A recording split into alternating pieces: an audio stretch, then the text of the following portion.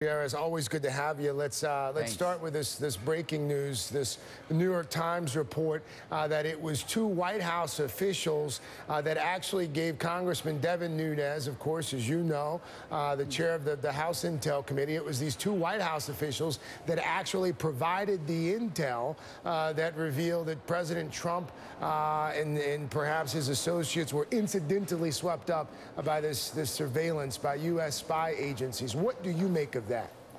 Well, first I was on the Intelligence Committee for 6 years. So I can tell you that we can walk right downstairs and we have a secure room there where the information could have been given. But then we would have known that it was actually information from the intelligence community. I don't know about you, but here's what I was led to believe, that someone had given this information to the chairman of the Intelligence Committee and that he felt compelled the next day to take it to the White House.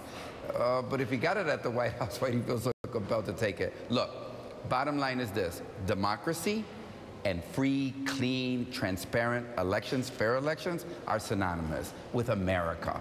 And this is a tarnish that I believe calls, it just screams and yells out, why don't we hire a well-established, respected Republican prosecutor with a well-established Democratic prosecutor, have them convene a special commission and get to the bottom of this. Look, if it was alleged that the President of the United States had stolen from a bank, there'd be an investigation outside the Congress of the United States.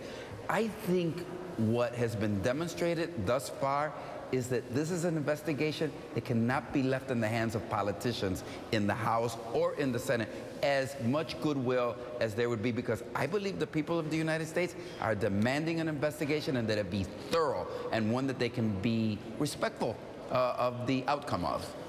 We are, again, as we have this conversation, waiting on the daily White House briefing. So if it starts, Congressman, my apologies in advance.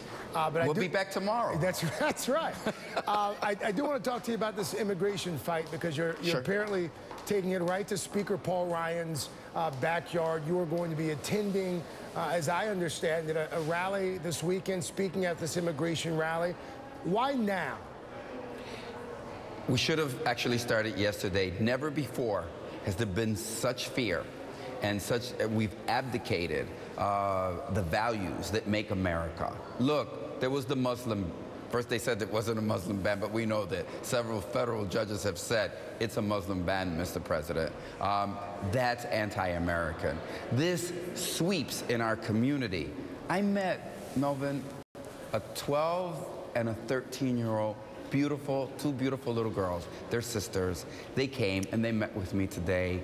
They lost their dad. Their dad was dropping them off at school. The dad was not a criminal. He was a good father. And those American citizen children no longer have their dad. This is happening all over America. You've got 5 to 6 million American citizen children who have one or both parents who are undocumented. They're working, right? They're contributing.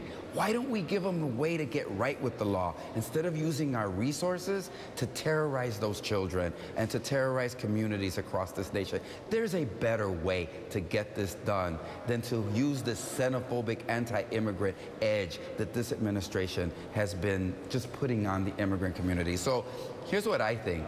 I once stood, think about it, I once stood April 2013, Paul Ryan and I stood together in Chicago at the City Club for comprehensive immigration reform. Where's that speaker today? That speaker, he's beholden to Donald Trump and his anti-immigrant. They have changed so much, and we have to protect the community. That speaker that you just referenced, you may have seen or heard earlier today. He was asked in an interview about moving forward on health care, and he said that he was worried that President Trump, if Freedom Caucus members didn't come around, the president would start working with Democrats. Is there something on which you can see yourself working with the president? Sure. Let me describe how I could work with the President of the United States. If we took Obamacare, I don't mind calling it Obamacare, if we took the ACA and we let everybody that has health care under the ACA keep their health care, and we tried to figure out a way to include people that had been excluded from the ACA and left Planned Parenthood alone, I can work with President Donald Trump on expanding health care for the American people. The The Affordable Care Act needs improvements and needs to be modified so that we can include more people and grant more people health care. And if he wants to do that, I'm ready to sit down. And just very quickly, look, if they want the savings from their health care proposal, these hundreds of billions of dollars in savings, what do they want to do with them? They want to give them to the rich. I have another solution.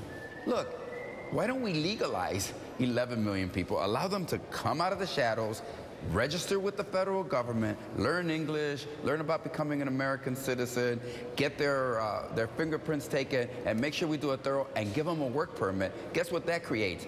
Hundreds of billions of dollars in new revenues to the American government. And then we can do something positive and at the same time. Congressman Gutiérrez of Illinois, Congressman, thank you for your time, sir. Some breaking